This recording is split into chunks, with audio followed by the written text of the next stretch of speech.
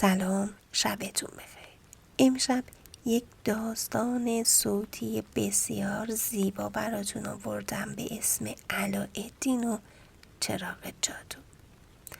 مطمئن هستم از شنیدنش خیلی لذت خواهید برد و یک خواب آرام و شیرین رو تجربه خواهید کرد.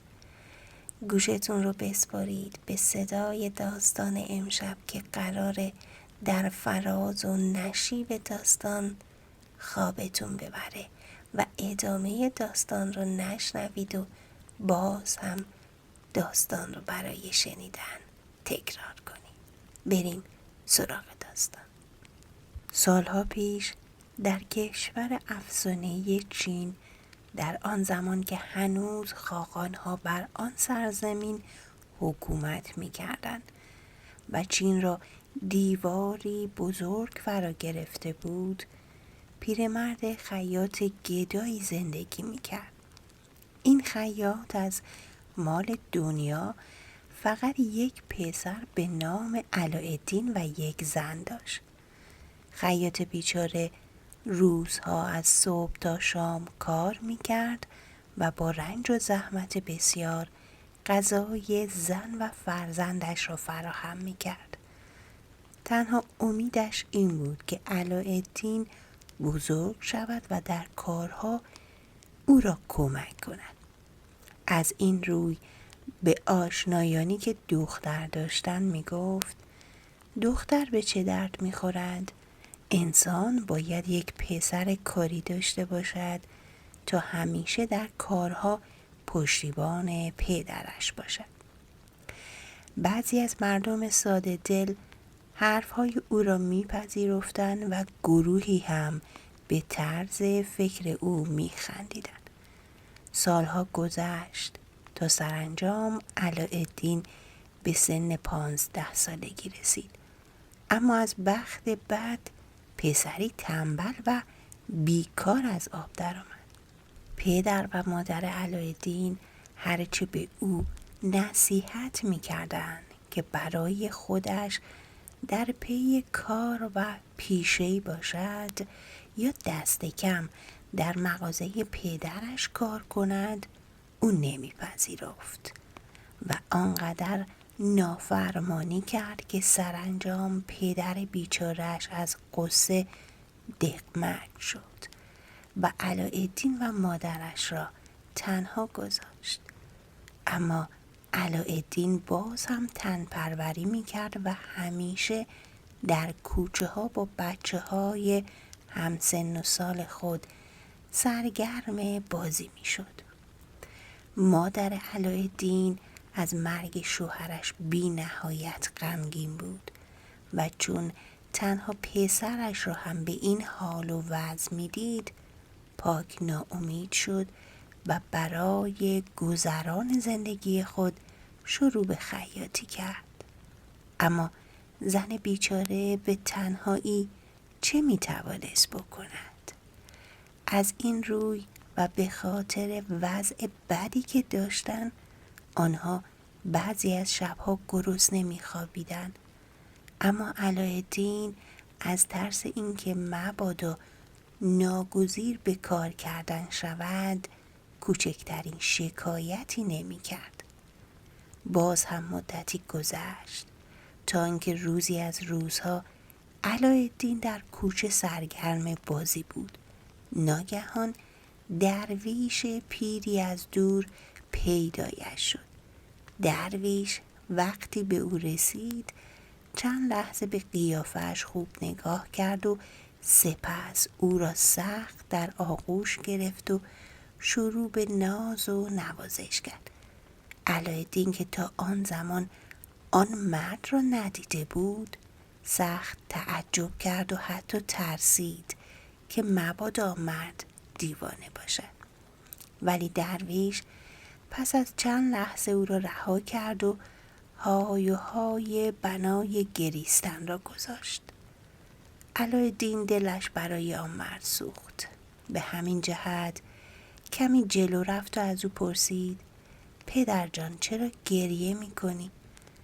درویش که پیشتر از چند نفر از بچه‌های آن محله تمام شرح زندگی علایالدین و مادرش را شنیده بود گفت: تو پسر فلان خیاط هستی؟ علایالدین با شگفتی جواب داد: بله، من پسر خیاط هستم. درویش با خوشرویی ادامه داد: پسرم، من عموی تو هستم و از راهی دور به اینجا آمدم تا پدرت را ببینم. علایالدین که تعجبش زیادتر شده بود گفت: اما پدر من؟ درویش نگذاشت حرفش تمام بشود. با شتاب دست در جیبش کرد و یک کیسه پر از سکه طلا از آن بیرون آورد و آن را در دست علایالدین گذاشت و گفت: پسرم، این پول را به مادرت بده و غذایا را برای او تعریف کن تا من امروز عصر به خانه شما بیایم و پدرت و او را ببینم. و پس از گفتن این حرف از آنجا دور شد. علایالدین که حرفهای درویش باورش شده بود با شتاب به خانه رفت و وقتی که به مادرش رسید بیدرنگ کیسه پول را در دست او گذاشت. مادر که از دیدن آن همه پول به سختی در شگفت شده بود اول خیال کرد که علایالدین آن را پیدا کرده است و خواست بگوید که کیسه پول را به صاحبش برگرداند. اما وقتی که علایالدین همه چیز را برای او تعریف کرد شگفتیش بیشتر شد، زیرا که هیچگاه پدر علایالدین درباره برادرش با او حرف نزده بود. از این روی کمی نسبت به درویش مشکوک شد، ولی با این حال شامی درست کرد و چشم به راه درویش شدند. اما بشنوید از درویش. او جادوگر نیرنگ بازی بود که در پی چراغ جادو تمام دنیا را زیر پا گذاشته بود و وقتی که با جستجوی زیاد فهمید که آن چراغ در کشور چین است و باید کلید آن به دست پسری به نام علایالدین باز شود، با شتاب زیاد به چین آمده و پس از دیدن و شناختن علایالدین خودش را عموی علایالدین معرفی کرد و این طور وانمود کرد که خیرخواه او و خانواده‌اش است. آن شب وقتی که درویش فهمید برادرش مرده است چنان به دروغ بنا به گریستن را گذاشت که برای علایالدین و مادرش شکی نماند که او برادر خیاط است. چند روز بعد درویش علایالدین را به بهانه گردش به بیرون برد.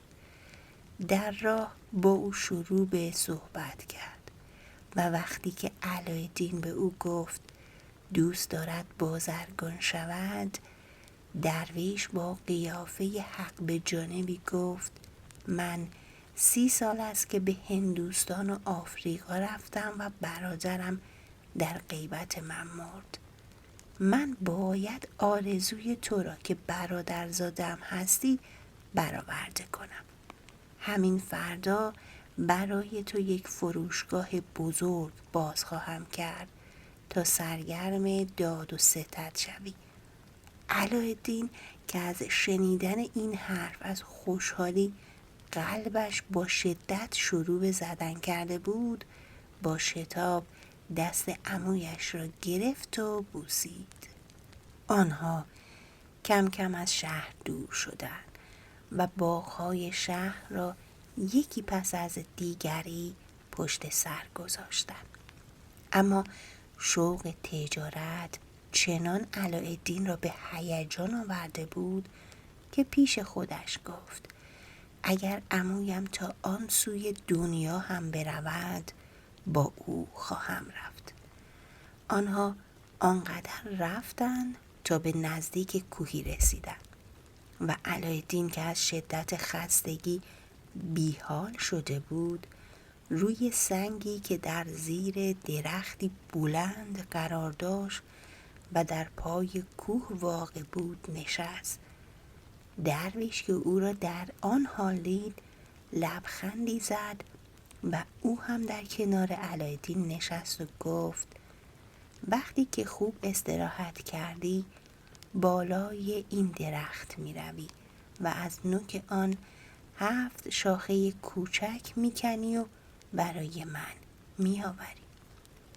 علایالدین چند دقیقه بعد به هر زحمتی بود به بالای درخت رفت و با آنکه چند بار نزدیک بود به زمین بیفتد، اما سرانجام توانست 7 شاخه نازک را برای پیرمرد بکند.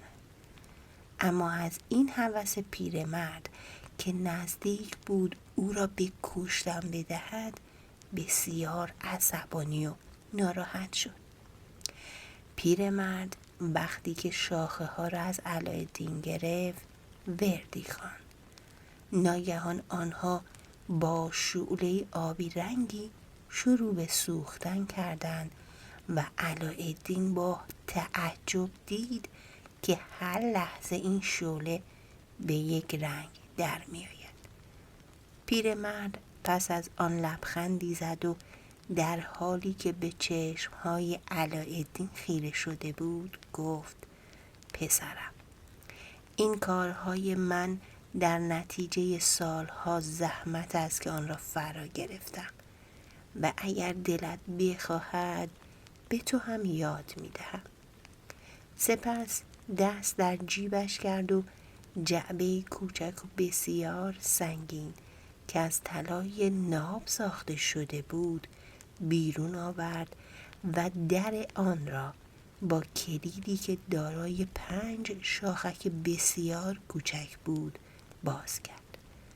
توی جعبه گردی به رنگ مروارید دیده می شد.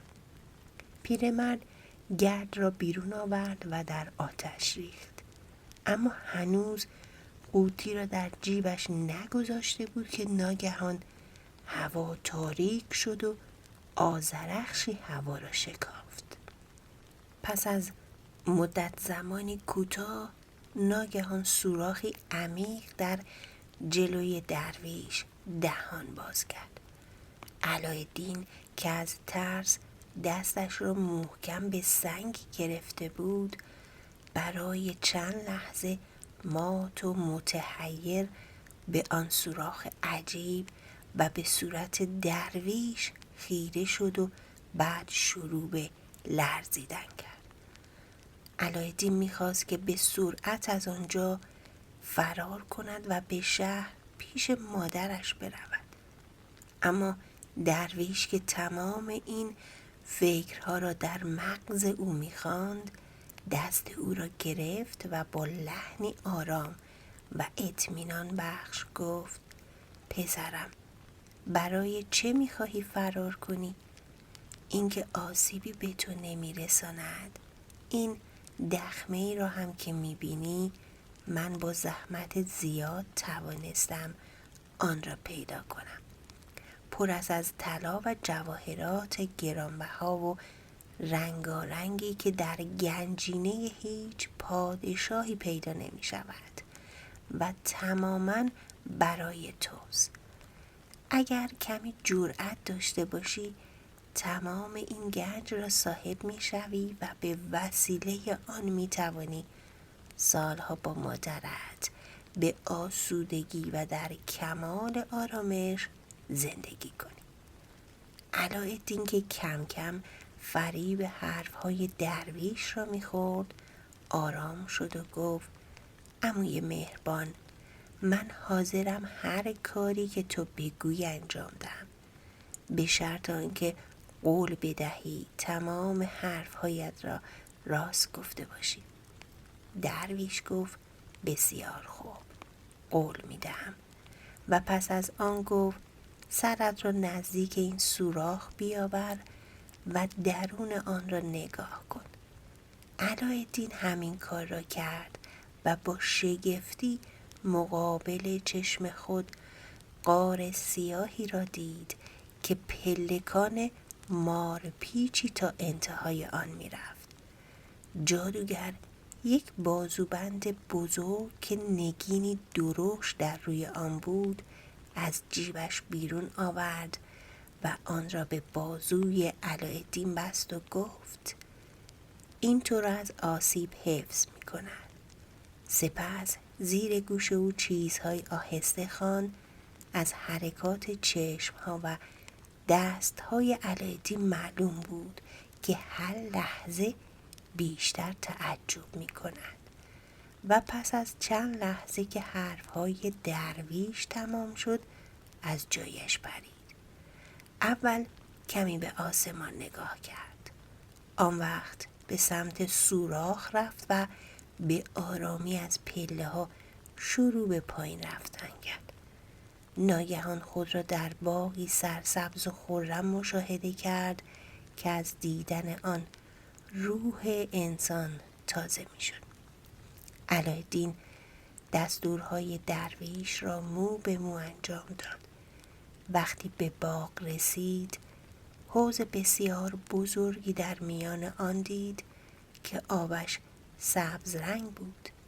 لباسش را در آورد و توی حوض رفت و در ته آن داخل سوراخی باریک که فقط او می توانست وارد آن شود شد و پس از آنکه از سوراخ پایین رفت به تالار بزرگی رسید که پر از جواهرات رنگارنگ و صندوق‌هایی پر از طلا بود.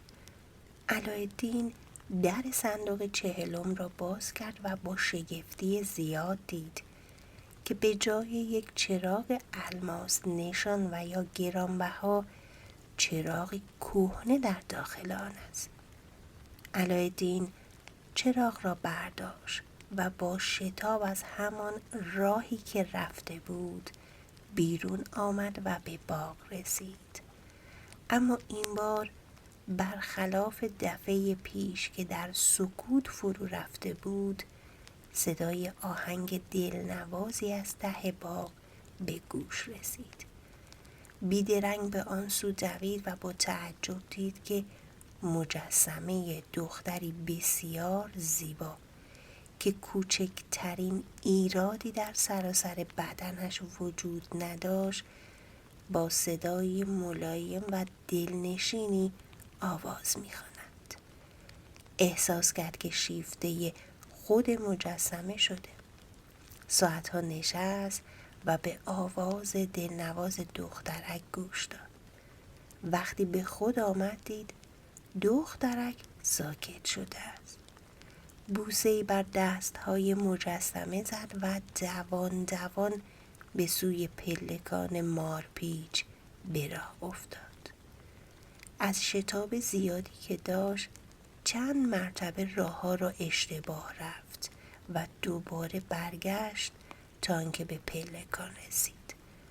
وقتی که از پله‌ها بالا رفت آنقدر خسته بود که نمی‌توانست از سوراخ بالا برود.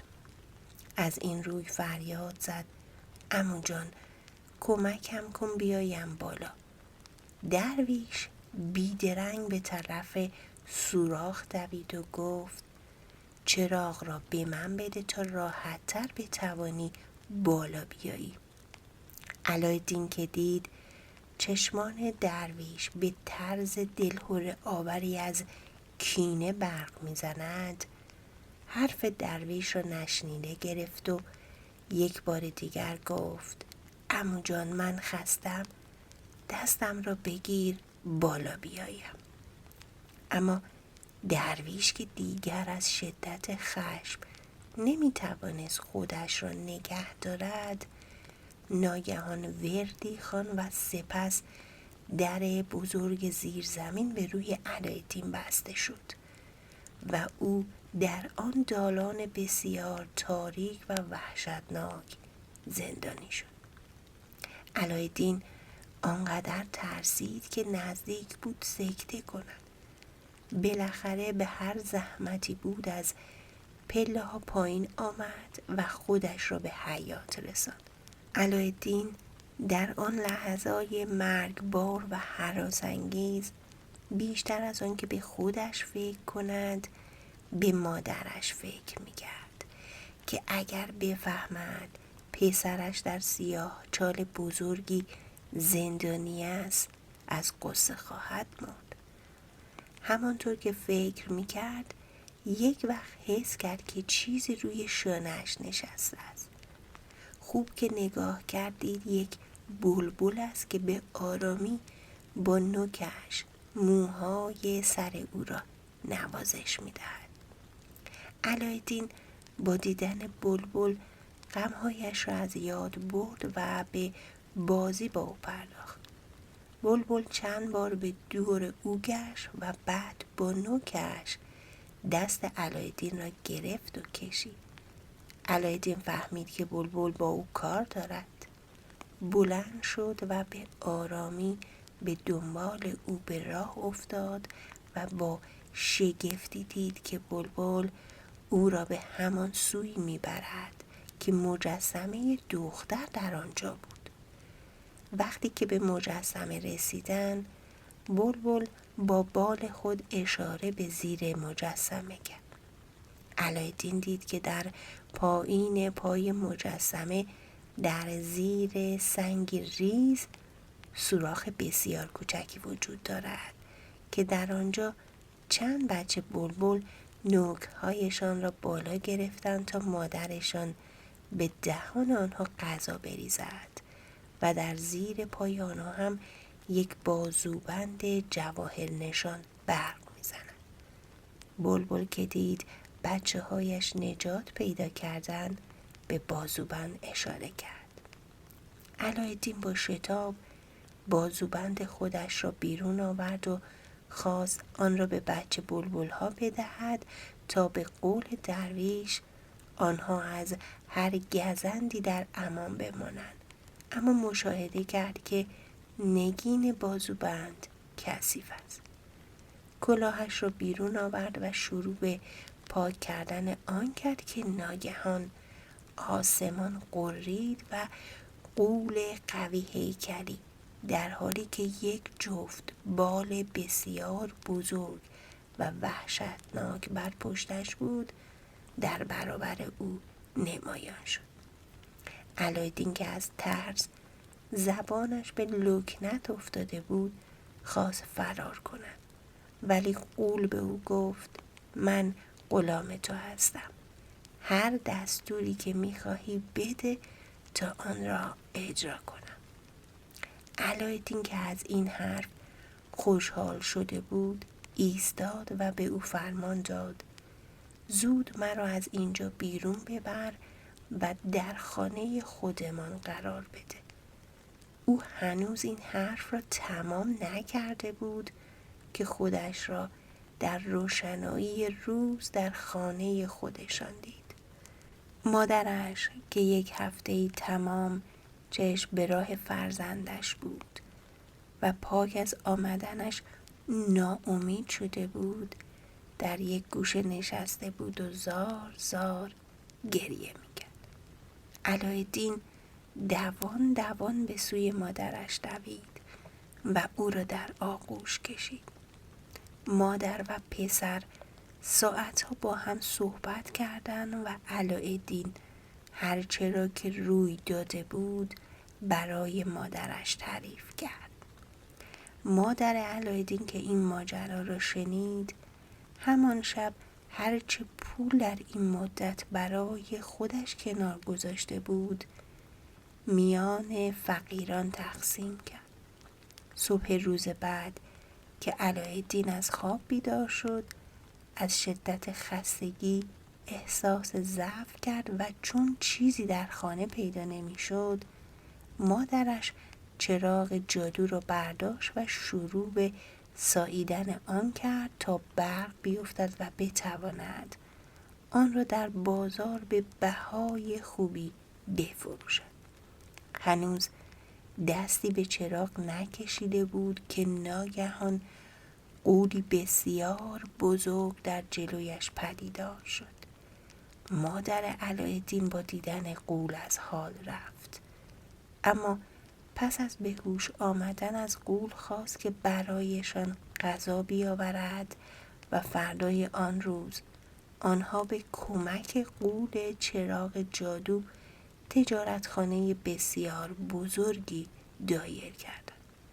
از آن روز به بعد علاءالدین هر وقت به چیزی نیاز پیدا می کرد بیدرنگ به خانه می آمد و غول نگهبان چراغ را صدا می زد و پس از لحظه‌ای آرزویش برآورده می شد.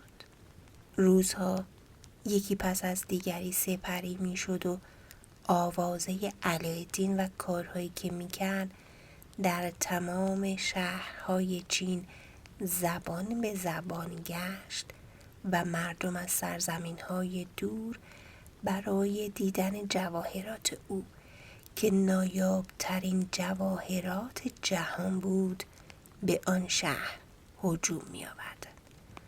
علاءالدین آن پسرک گدای دیروز از این راه و با داشتن چراغ جادو ثروت هنگفتی به هم زد، آنقدر که دارایی او از اندوخته تمام مردم دنیا بیشتر شد. اما خود او پایبند این حرفها نبود و هر روز پیش استادان بزرگی میرفت و از آنها درخواست میکرد که تمام دانش‌های زمان را به او یاد بدهند و هرچه پول به دست می‌آورد بین آنها تقسیم می‌کرد. و زمانی فرا رسید که علاءالدین بیشتر از دانشمندان دانش و شهرت به دست آورد و مادرش را برای همیشه از خودش خوشنود کرد. روزی از روزها که علاءالدین به هوای گردش به خارج شهر رفته بود، ناگهان باران شدیدی شروع به باریدن کرد و او ناگزیر شد که برای خودش و اسبش پناهگاهی پیدا کند. از این روی به سرعت به طرف قصر بزرگ خاقان چین که در دامنه کوهی بود تاخت کرد. اتفاقاً در آن روز دختر خاقان و گروهی از ندیمان او برای شکار از قصر به شکارگاه رفته بودند.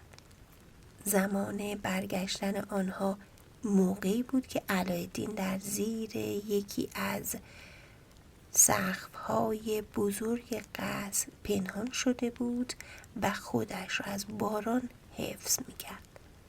البته از بیرون کسی نمی‌توانست او را ببیند. وقتی که آنها به چند قدمی او رسیدند، ناگهان علاءالدین دختر خاقان را که بر اسبی زیبا سوار شده بود دید. از دیدن او به یاد همان مجسمه افتاد و فهمید که دختر خاقان کوچکترین تفاوتی از نظر شباهت با آن دختر ندارد. یک دل نزد دل عاشق دختر شد و پس از آنکه باران بند آمد یک راست به منزل رفت و در اتاقش را به روی خودش بست و چندین روز نه چیزی خورد و نه حرفی زد، به طوری که بعد از مدتی ناخوش شد و در بستر بیماری افتاد. مادرش بهترین پزشک ها را برای او آورد، اما فایده‌ای نکرد و حال علاءالدین روز به روز بدتر می شد تا آنکه بالاخره تاب نیاورد و روزی به مادرش گفت که عاشق دختر خاقان شده است. مادر علاءالدین از شنیدن این حرف خیال کرد که پسرش عقلش را از دست داده، اما علاءالدین شروع به خواهش و التماس کرد و بالاخره توانست مادرش را با خواستش همراه کند. مادر علاءالدین وقتی دید چاره دیگری ندارد گفت صبر کن، من باید به منزل وزیر که مرد مهربانی است بروم و از او راه و رسم این کار را بپرسم. علاءالدین با خوشحالی پذیرفت و چست و چالاک از رخت خواب بلند شد و به حجرش که مدت زیادی بود در آن را باز نکرده بود رفت. مادر علاءالدین وقتی که به خانه وزیر رسید جریان را برای او تعریف کرد. وزیر پیرمردی مهربان و فهمیده بود.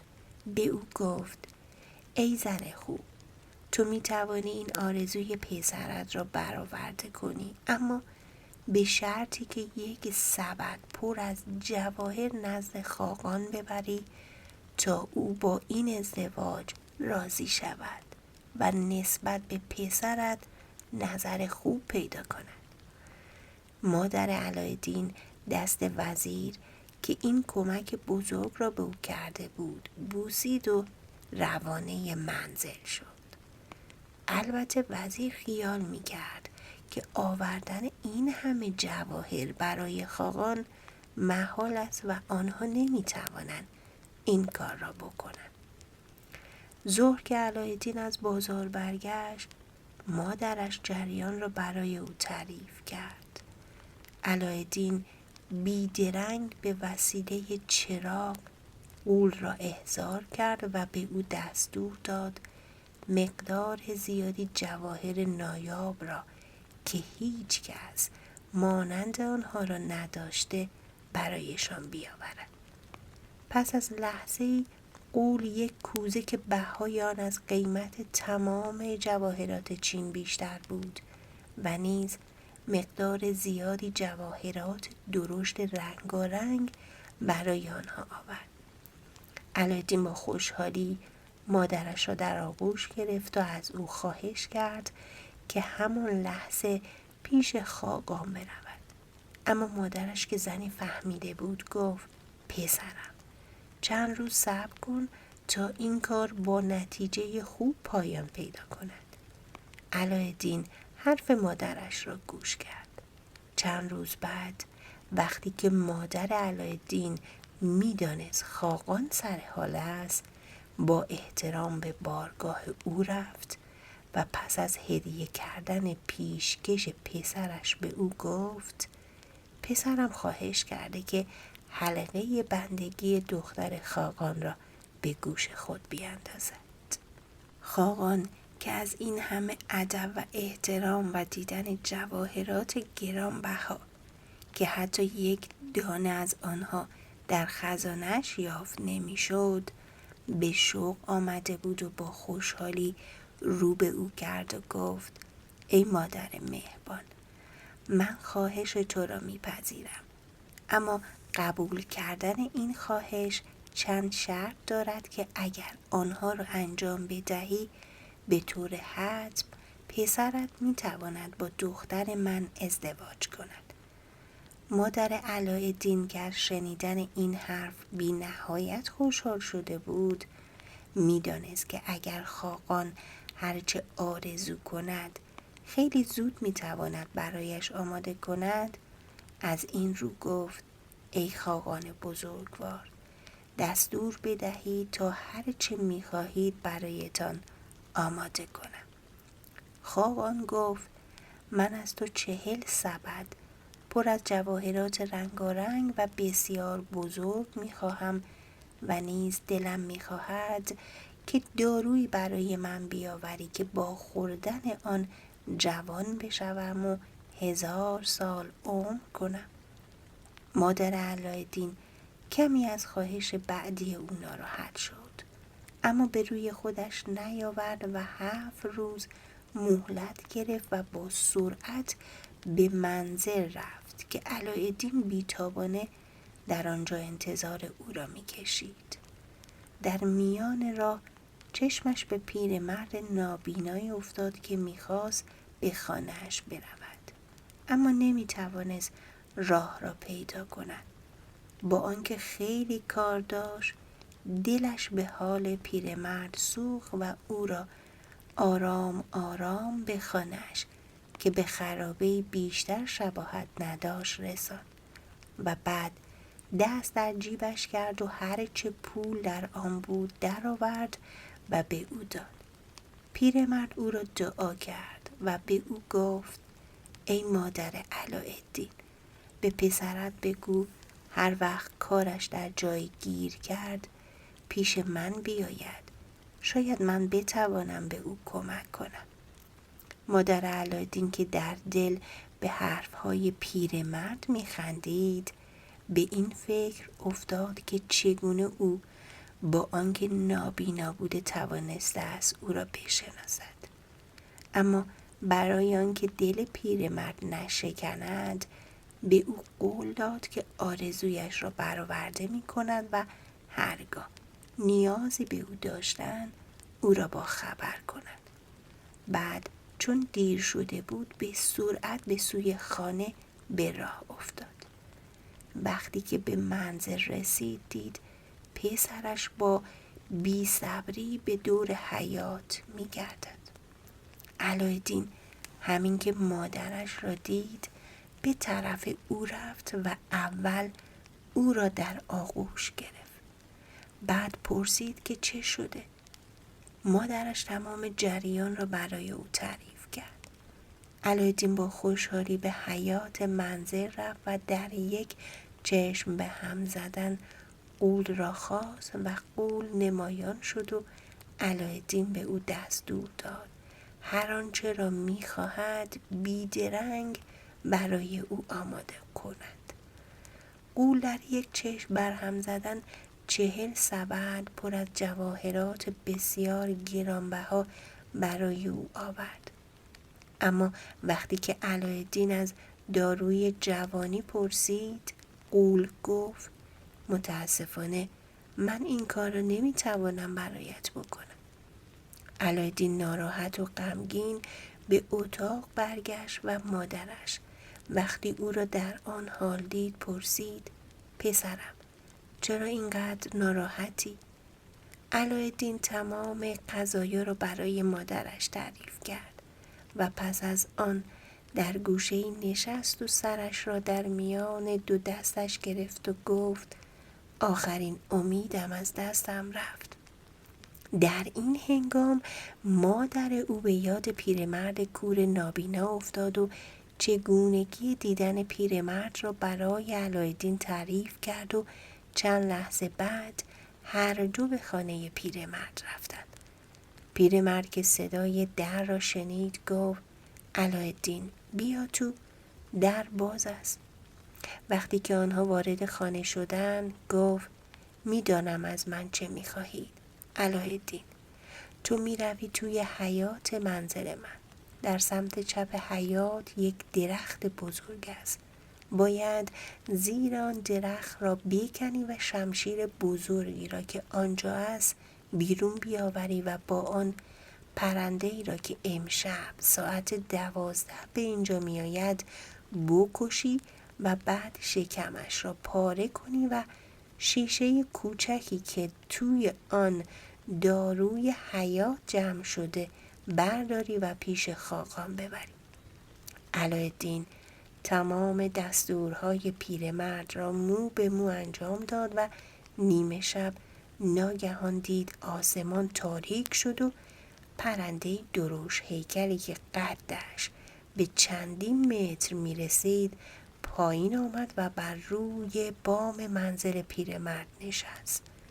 علاءالدین به طرف او رفت، اما پرنده همین که او را دید و احساس خطر کرد پا به فرار گذاشت و رفت.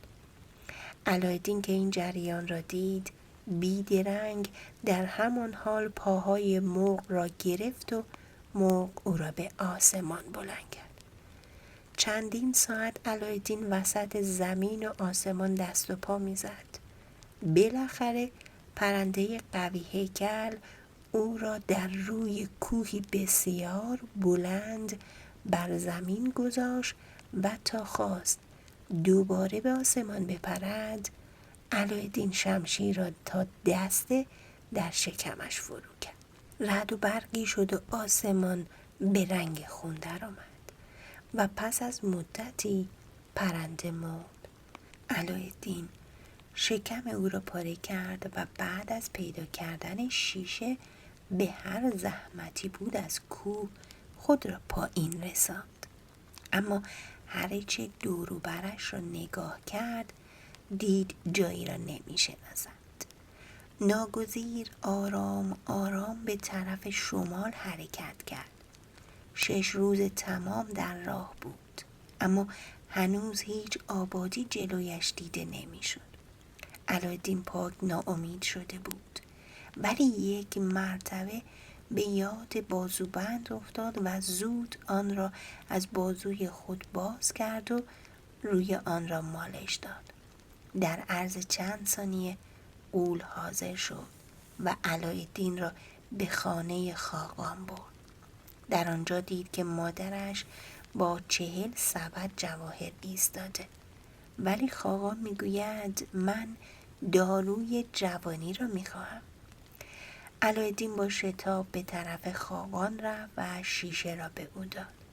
خاقان که دید علایالدین شرایط او را به خوبی اجرا کرده، با محبت و شادی و از اینکه چنین جوانی می‌خواهد دخترش را به همسری بگیرد، از او خواهش کرد که 1 هفته صبر کند تا او دخترش را برای عروسی حاضر کند. علایالدین پذیرفت و 1 هفته بعد 2 مرتبه به خانه خاقان رفت.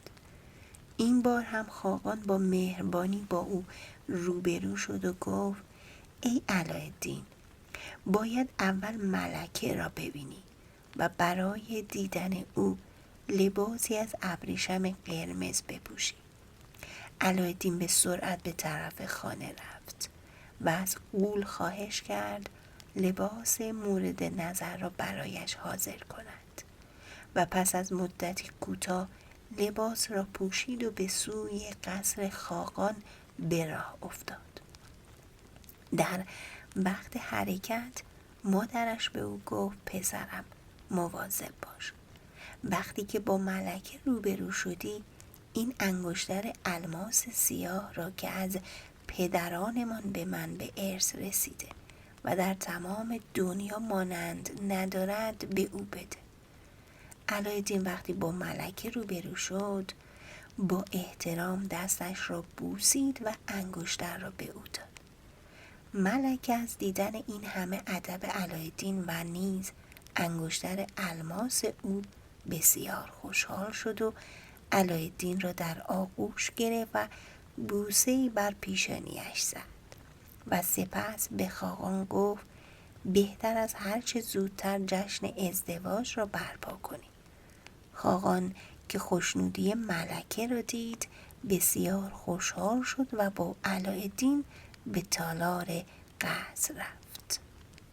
در آنجا دستور داد مراسم عقد و ازدواج علایالدین با دخترش را برپا بسازند. علایالدین پس از انجام مراسم عقد با شتاب به اتاق دیگر رفت و غول را حاضر کرد و گفت دلم می‌خواهد بهترین هدیه ها را برای خاقان و ملکه بیاوری. آنگاه به اتاقی که بزرگان کشور و خاقان و ملکه در آنجا بودند برگشت. هنوز زمانی نگذشته بود که ناگهان در بزرگ قصر به آرامی باز شد و به دنبال آن 2 صف دراز از صدها غلام که 1 صف سیاه و 1 صف دیگر سفید بودند و هر کدام بسیار زیبا و تنومند به نظر می رسیدند داخل قصر شدند.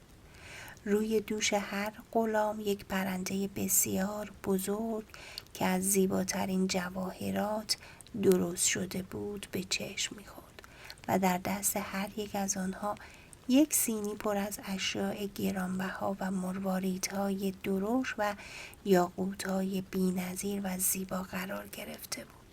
این گروه همگی تمام جواهرات را در برابر در بزرگ ایوان گذاشتند و یکی از آنها که از دیگران بلندتر بود پیش آمد و 1 قالیچه بزرگ که همان قالیچه حضرت سلیمان بود جلوی پای خاقان و ملکه گذاشت. بزرگان دربار چین هم از دیدن این منظره به بهت و حیرت فرو رفتند و دهانشان از شگفتی باز ماند و خاقان بار دیگر علایالدین را در آغوش گرفت و او را بوسید. 1 ماه تمام جشن و شادی برپا بود. سرانجام آخر ماه علایالدین و زنش در قصری که خاقان به آنها بخشیده بود رفتند و زندگی خوشی را آغاز کردند. آنها غمی نداشتند. روزها را در باغ قصر می‌گذراندند و ساعتها میان حیوانات زیبا و درختان پرشاخ و برگ و تنومند و چمن‌های سرسبز قدم می‌زدند. شاهزاده زیبا در این مدت از دل و جان به علایالدین علاقه‌مند شده بود و از این روی هر دوی آنها روز به روز بیشتر احساس شادکامی و خوشی می‌کردند. ماه‌ها گذشت تا آنها گوشه و کنار آن باغ بسیار بزرگی را یاد گرفتند. روزی از روزها علایالدین و همسرش به دعوت خاقان به کاخ او رفتند. در آنجا شاهزاده خانم گفت که حوصله‌اش از این قصر سر رفته و از پدرش درخواست کرد که 1 باغ دیگر به آنها بدهند. اما علایالدین از همسرش خواست که تا فردا به من مهلت بده. من قصر و باغی به تو هدیه خواهم کرد که تاکنون در هیچ جای دنیا همانند آن به وجود نیامده باشد. با آنکه همه آنها به حرفهای علایالدین اطمینان داشتند، اما کسی این گفته او را باور نکرد. زیرا چگونه ممکن بود در این مدت بسیار کوتاه آنچنان قصری که او تعریف می‌کرد ساخته شود؟ اما همان شب علایالدین پنهانی به باغ رفت و غول چراغ جادو را احضار کرد و از او خواست که قصر و باغ دلخواهش را در مدت 1 شب آماده کند و سپس خود پیش شاهزاده خانم برگشت. فردای آن روز که آن دو چشم از خواب گشودند، ناگهان با تعجب زیاد خود را در اتاقی تازه دیدند. شاهزاده خانم با وحشت از جایش بلند شد. اما همین که علایالدین را خندان پهلوی خودش دید، خیالش آسوده شد و سپس با شتاب از اتاق بیرون رفت. علایالدین هم به دنبال او روانه شد.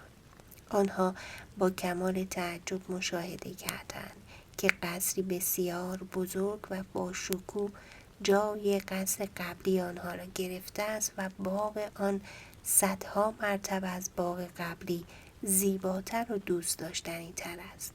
این شگفتی نه تنها برای شاهزاده خانم بود، بلکه در قصر خاقان نیز همه با حیرت به این بنای بزرگ و خیره کننده نگاه می‌کردند و از خودشان می‌پرسیدند چگونه ممکن است در عرض 1 شب چنین ساختمانی درست شود؟ این قصر از هر جهت شایسته شاهزاده خانم بود و او از این کار علایالدین بسیار خوشحال بود.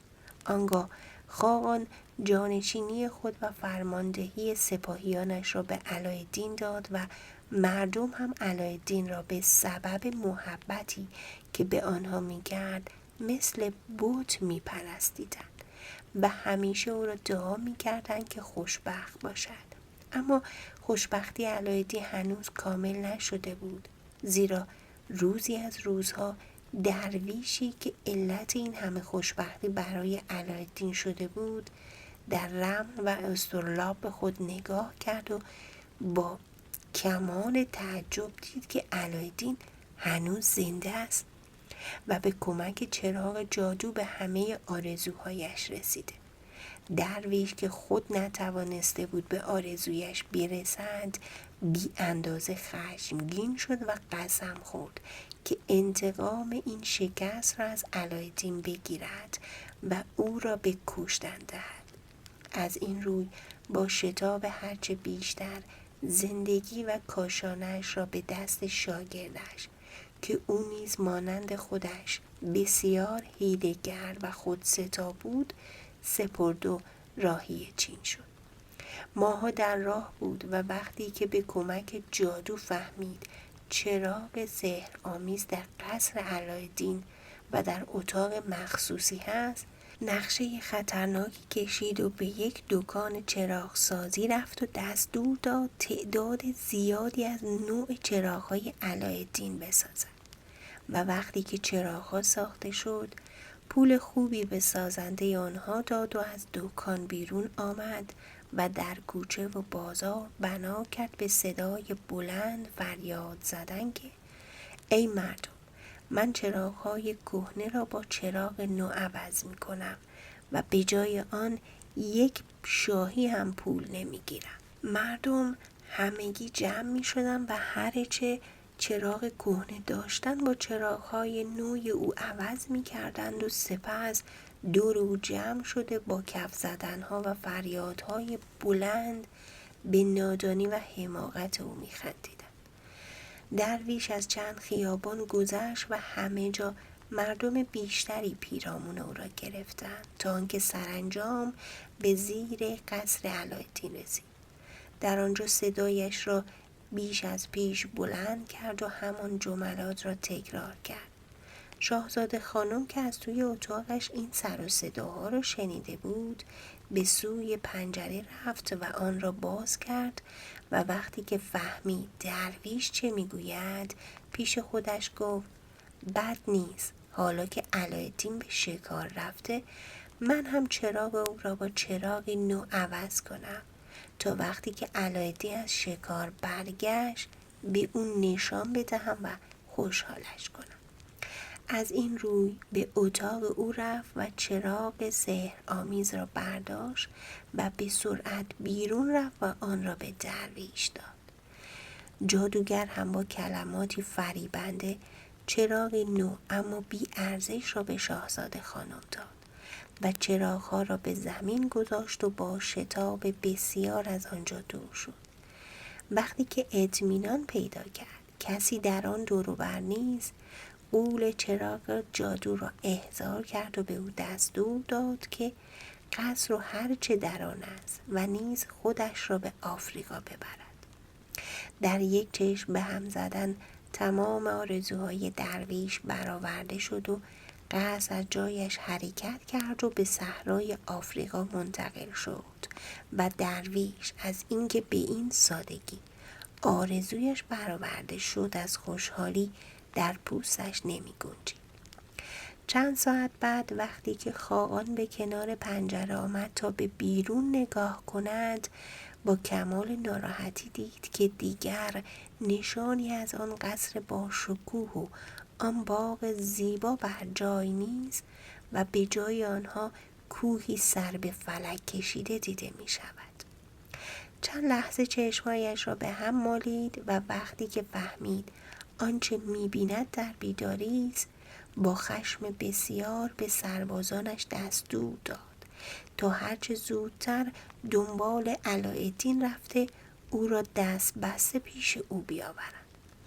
ساعتی بعد وقتی که علایالدین روی فیلی نشسته بود و گورخری را شکار می کرد ناگهان یک عده از سواران خاقان دور او را گرفتند و دستهایش را بستند و کشان به سوی قصر خاقان بردند. علایالدین که هاج و واج مانده بود و از این پیش آمد ناراحت شده بود حرفی نزد و به همراه آنها به راه افتاد.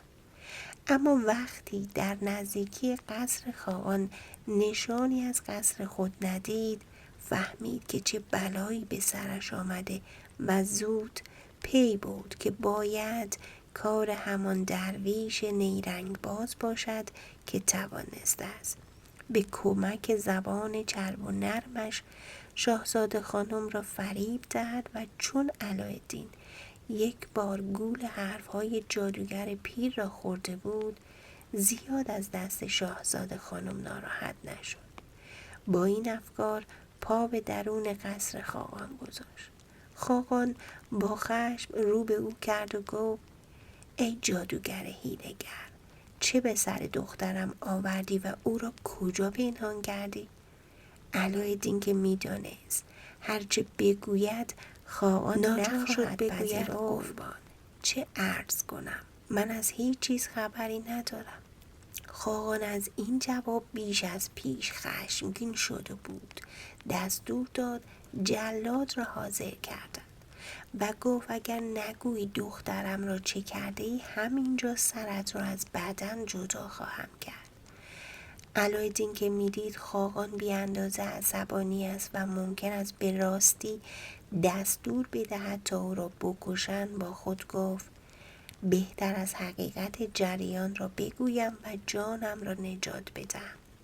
به این جهت پیش رفت، زانوی ادب به زمین زد و گفت ای خاقان مهربان، من از شما غمگین‌ترم و غم از دست دادن شاهزاده خانم مانند خنجری به قلبم فرو رفته است.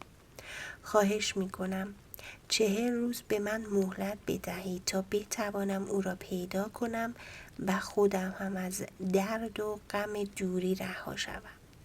در صورتی که نتوانستم قول میدهم پس از 40 روز در اینجا حاضر شوم تا شما مرا به دست جلاد بسپارید.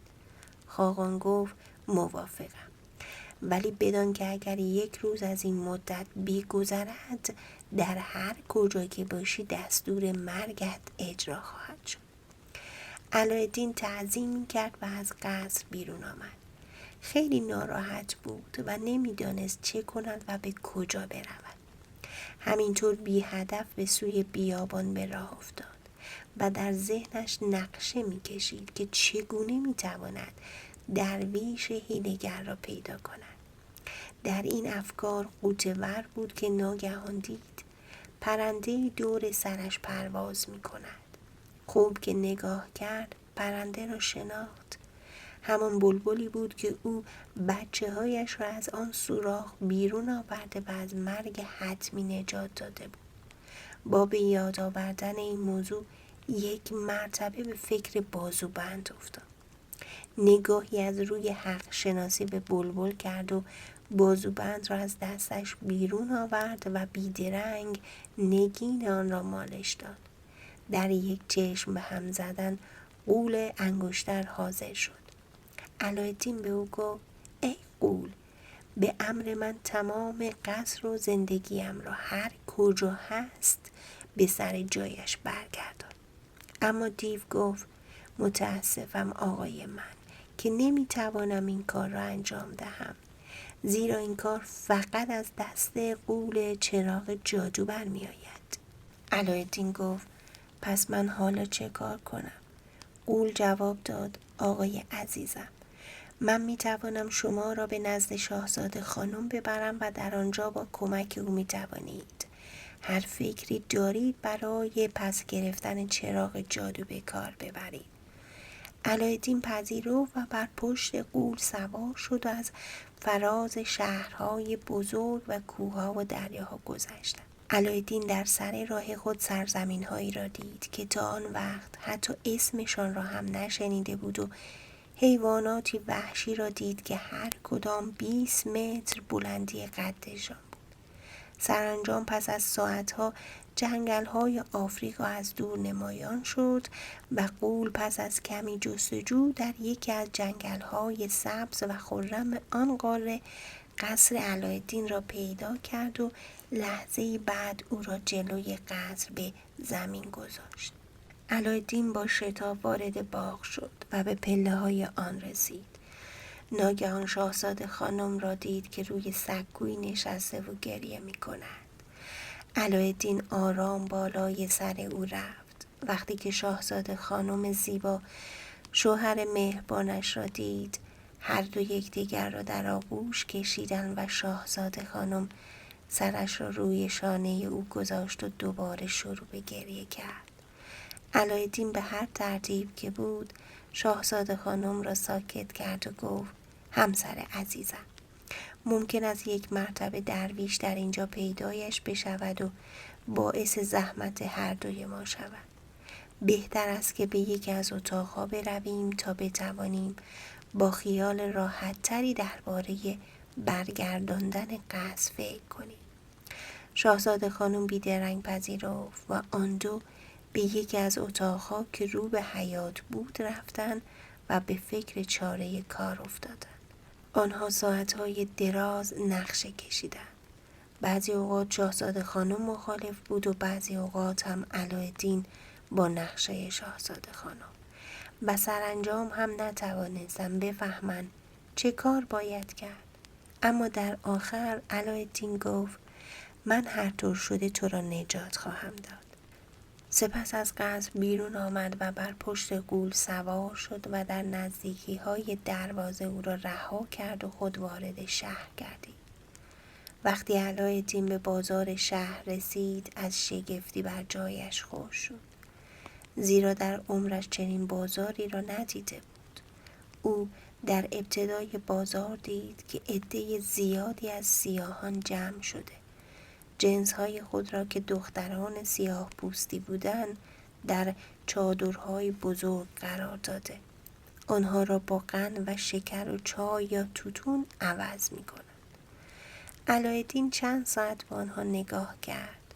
بعد به یادش آمد که برای چه کاری به بازار آمده. آنگاه شروع به گردش در بازار کرد. او مدت‌های زیادی از سویی به سوی دیگر می‌رفت و نمی‌دانست چه کند. بعضی وقتها به سوی مغازه‌های اسلحه فروشی می‌رفت که یک خنجر بخرد، اما بعد پشیمان می‌شد. باز هم دلش نمی‌آمد درویش بیچاره را با تهدید راضی کند. بالاخره گذارش به بازار دارو فروشی افتاد.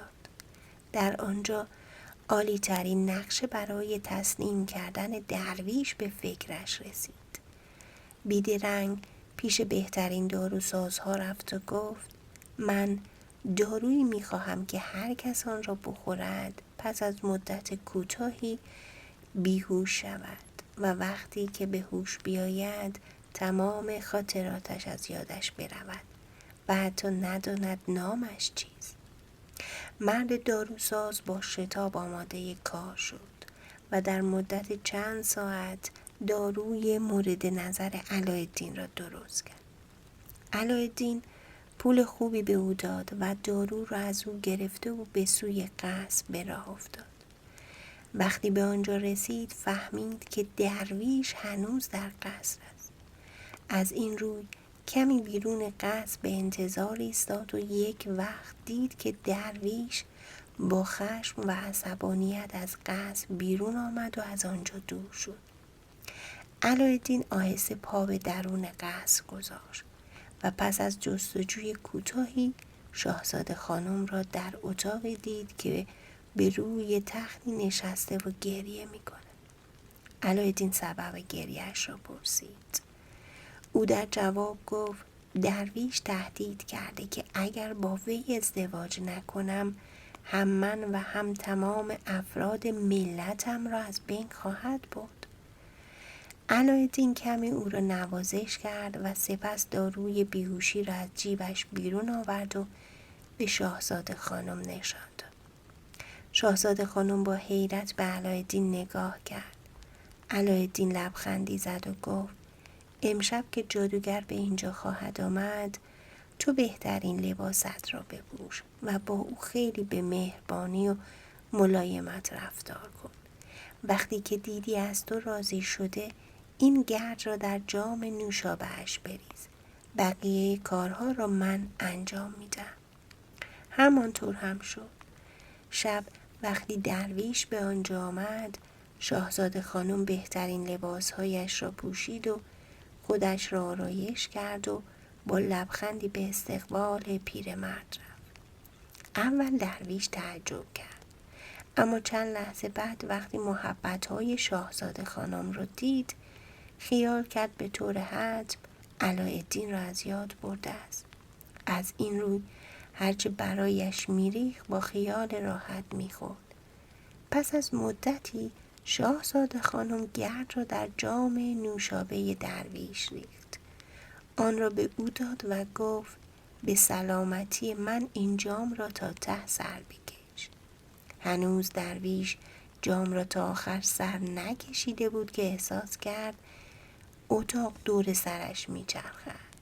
فهمید که چه نقشه‌ای برایش کشیدن. خواست بلند شود اما دیگر دیر شده بود. در آخرین لحظه پیش خود گفت اگر من این شراب را که باعث نابودی افراد بشر است نمیخوردم اینطور نمیشد. پس از گفتن این حرف مانند کوهی از گوشت و استخوان محکم به زمین افتاد و بیهوش شد. شاهزاده خانم با شتاب به سراغ علایالدین رفت و او را صدا زد و هر دو به کنار درویش آمدند. علایالدین دست در گردن درویش برد و بند و زنجیر چراغ را باز کرد و پس از آن تمام ماجرا را برای شاهزاده خانم تعریف کرد و بالاخره گفت ای همسر زیبای من، آیا دلت می‌خواهد باز هم با من زندگی کنی؟ شاهزاده خانم او را در آغوش گرفت و گفت البته که می‌خواهم. علایالدین از جیب پیرمرد گوی سفید رنگی که از شیشه درست شده بود بیرون آورد و گفت اکنون خواهیم دید که در چین چه خبر است. بعد گوی سفید را روی میز گذاشت و هر دو به آن نگاه کردند و علایالدین نام سرزمین چین و قصر خاقان را بر لب آورد. شاهزاده خانم و علایالدین با تعجب دیدند همسر خاقان از دوری دخترش بیمار شده و در بستر افتاده است.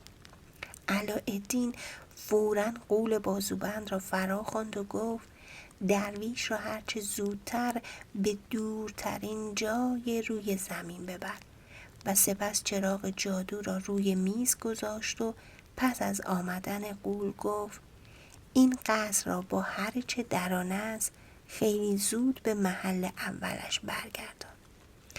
غول تعظیم کرد و پس از لحظه‌ای آنها خود را در کشور چین و در مقابل قصر خاقان دیدند. شاهزاده خانم پیشتر از همه پیش مادرش رفت و با دارویی که از علایالدین گرفته بود او را درمان کرد.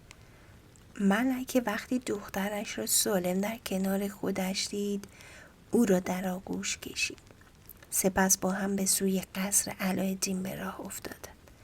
در آنجا ملکه از علایالدین به خاطر نجات دخترش از چنگ جادوگر شرور سپاس گزاری کرد و علایالدین را در آغوش گرفت و بوسید. آنگاه همگی منتظر آمدن خاقان شدند.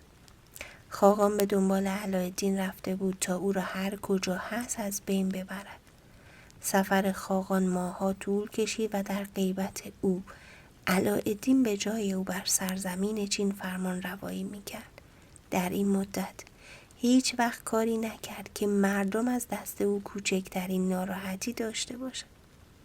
کشور مانند سابق در نهایت آرامش به سر می برد و مردم علایالدین و شاهزاده خانم را مانند بت می پرستیدند. چند بار خواست که به وسیله چراغ جادو خاقان و همراهانش را به کشور خود بازگرداند، اما ملکه نگذاشت و گفت بهتر است بگذاری او کمی شهرهای جهان را ببیند و از زندگی آنها درس عبرت بگیرد و نگذارد این دیوار بلند که مردم چین را از تمام خوشی‌ها محروم کرده است برای همیشه پایدار باشد. سرانجام روزی خبر بازگشت خاقان را به آنها رساندند. ملکه با شتاب زیاد به پیشواز خاقان رفت و گفت روز را در همینجا بمان و شب به قصر بیا تا کسی تو را غمگین نبیند. خاقان پذیرفت و شب به قصر خود بازگشت و ساعتها با ملکه از سرزمین‌هایی که در پی علایالدین رفته و شگفتی‌های فراوانی که دیده بود گفتگو کرد و از پیدا نکردن دخترش سخت غمگین به نظر می‌رسید. اما تمام ماجراهای فردا به پایان رسید، چون صبح که خاقان بنا به عادت همیشه از خواب بیدار شد و به روی بام قصر رفت، از تعجب انگشت به دهان گرفت، زیرا قصر با شکوه علایالدین را بر سر جای خودش دید و وقتی که با عجله به آنجا رفت و دخترش را ملاقات کرد و شرح داستان او را شنید، از خوشحالی اشک در چشمانش جاری شد. دستور داد جشن بزرگی برپا سازند و شهر را چراغانی کرده و به سلامتی دختر و دامادش مردم 1 سال تمام خوشی و شادی کنند و بهای بسیار گزاف جشن و سرور همگانی را به تنهایی پرداخت. آنگاه علایالدین و زنش سالهای سال به خوبی و خوشی زندگی کردند و به کمک آن چراغ تمام آرزوهایشان را برآورده ساختند. پس از مرگ خاقان، علاءالدین به جای او بر تخت سلطنت نشست و سالها با دادگری فرمان روایی کرد. این هم از داستان امشب ما که امیدوارم مثل همیشه وسط‌های داستان نرسیده خوابت برده باشه و داستان رو نشنیده باشی و برای ادامه و پایان داستان باز هم به کانال من سر بزنی. شبتون